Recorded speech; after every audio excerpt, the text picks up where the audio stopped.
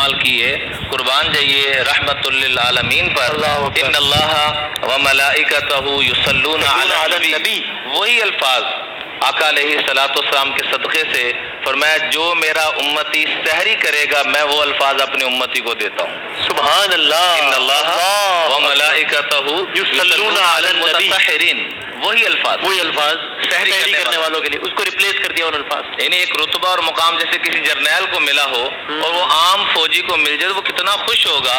میری آپ کی حیثیت کوئی نہیں، پوری امت کی حیثیت کوئی نہیں، لیکن فرمایا جو میرا امتی روزہ رکھنے کے لیے کھائے پیے گا میں اللہ سے درخواست کرتا ہوں وہی رحمت اس پہ بھی نازل فرمائے۔ اور دوسرے نمبر پہ فرمایا کہ اس ماہ مبارک کے اندر افطاری کے وقت روزانہ 10 لاکھ ایسے افراد، الف عتیق من النار کلہم قد استوجب النار، جن کے لیے جہنم، عربی میں ہزاروں کو کہتے ہیں جی لیکن ہزار کو جب ہزاروں جی تو 10 لاکھ بن گئے، 10 لاکھ ایسے افراد جن کو لیے جہنم واجب ہو چکا تھا، اللہ جل جلالہ ایسے بندوں کو افطاری کے وقت روزانہ آزاد فرماتے ہیں۔ جزاک اللہ، جزاک اللہ۔ ابھی چونکہ بات نکلی ہے تو ذرا اس پر بھی بتائیے گا، سحری کرنا جی یہ اٹ سیلف ایک یعنی ایک اچھی جس کی تاکید کی گئی ہے، یا ایسے ہی ہم نے علماء سے تو ظاہر سنا ہے سحری کی فضیلت کے حوالے سے، شاید کہیں تاثر یہ آتا ہو کہ جناب آپ اگر سحری بھی کیے بغیر روزہ رکھ رہے ہیں تو یہ تو اور اچھی بات ہے بھائی کہ دیکھیں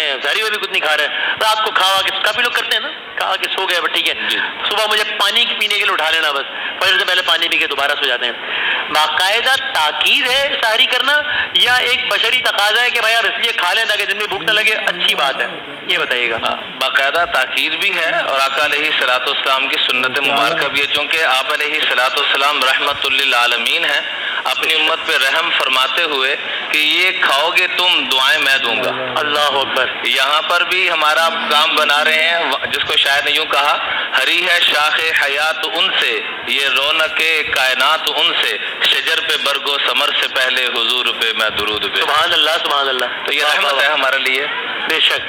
تو یہ اچھا، اب رمضان المبارک ایک طرف ہم تعلیمات سنتے ہیں، ایک طرف ہم سڑک پہ حالات دیکھتے ہیں۔ یعنی آج کی بات ہے کہ آج جب میں آ رہا تھا تو میں نے 2-3 جگہوں پر سڑک پہ کہیں ٹریفک پہ کبھی اس پہ کبھی اس پہ جھگڑا وگڑا ہوتے دیکھا۔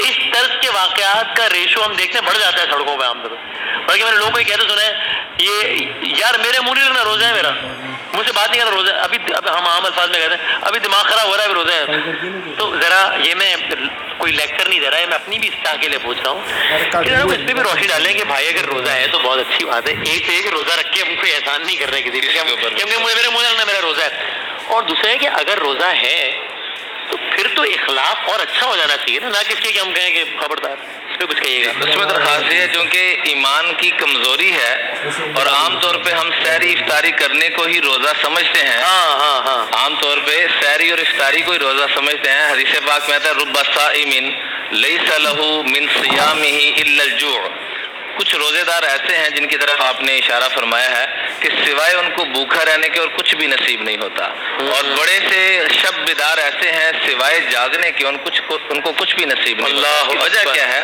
کہ تقوی اندر موجود نہیں ہے، جو مقصود ہے وہ حاصل نہیں ہو رہا۔ اس لیے قرآن پاک نے جو روزے کا مقصود بیان کیا ہے لعلکم تتقون، تاکہ تمہیں تقوی نصیب ہو جائے۔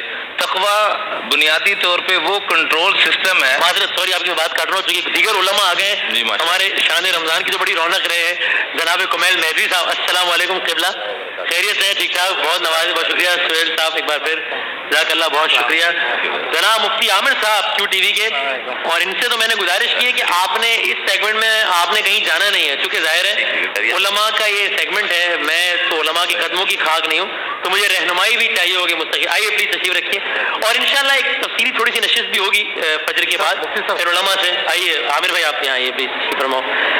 ابھی تو ظاہر ہے تھوڑا سا وقت رہ گیا ہے، اور لیکن ہم پھر آگے تفصیلی بھی انشاءاللہ نشست کریں گے علماء کرام سے۔ تو بہت بہت شکریہ، بہت شکریہ کمیل صاحب، عامر صاحب اور مفتی سہیل صاحب۔ بلکہ میں معذرت خواہ ہوں، میں نے آپ کو اس میں انٹرپٹ کیا، آپ کمپلیٹ کیجیے گا پھر ہم بات۔ میں عرض کر رہا تھا کہ تقوی اصل میں کنٹرول سسٹم ہے، اگر اللہ ہم سب کو وہ عطا فرما دے جو کہ آج نہیں نصیب ہو رہا، اللہ سے مانگا جائے کہ اللہ میں تقوی نصیب فرما دے، اور تقوی یہ ہے کہ اپنے آپ کو گناہوں سے بچانے والے ہم بن جائیں، اللہ سے مانگیں کہ وہ ہمیں طاقت عطا فرما، اور یہ اس کو عطا ہوتی ہے جو دوسروں کی کمیاں نہیں دیکھتا۔ اچھا، یہ ایک اس کا اصول ہے۔ اور 4 چیزوں کی طاقت نصیب ہوتی ہے جو آپ جس کی طرف اشارہ فرما رہے ہیں، وہ چونکہ تقویٰ نہیں نصیب ہوا اس لیے وہ 4 چیزیں نہیں مل رہی۔ کیا؟ حسد، غصہ، حرص اور دنیا کا لالچی پن ہونا، اور شہوت خواہشات کا پورا۔ اس کی ہر ایک کی مثالیں آپ کو ملیں گی۔ حضرت آدم علیہ السلام کے 2 بیٹے حابیل اور قابیل، آپس میں غصہ آیا، تقویٰ نہیں تھا، ایک کو جو قابیل تھا قاتل تو بھائی کو قتل کر دیا، تقویٰ نہیں تھا تو زلیخا جب بلا رہی ہے تو یوسف علیہ السلام کے پاس تقویٰ تھا تو خواہشات نفسانی سے بچ رہے ہیں۔ ایسے ہی غصے کی کیفیت کو میں نے عرض کر دیا، حسد کو دیکھ لیں اور حرص کو دیکھ لیں تو قارون کو جب اللہ نے مال دیا تو دیکھنے والے کہنے لگے یا لیت لنا مثل ما اوتی قارون، کاش ہمیں بھی ایسا ملتا۔ تو جو ایمان والے تھے، تقویٰ والے تھے، انہوں نے کہا ویلکم ثواب اللہ خیر لمن آمن وعمل صالحا، تمہاری تباہی اور بربادی ہو، سب سے بہترین چیز تو اللہ کی طرف سے جو اجر ملنا۔ جزاک اللہ۔ اس پر مزید بھی بات کریں گے۔ اور کمیل مہدی صاحب، ایک تو خوش آمدید، آپ بیرون ملک سے بھی آئے ہیں، خوش آمدید۔ اور ابھی بس 2 منٹ رہ گئے ہمارے پاس، میں چاہتا ہوں اس میں آپ ایک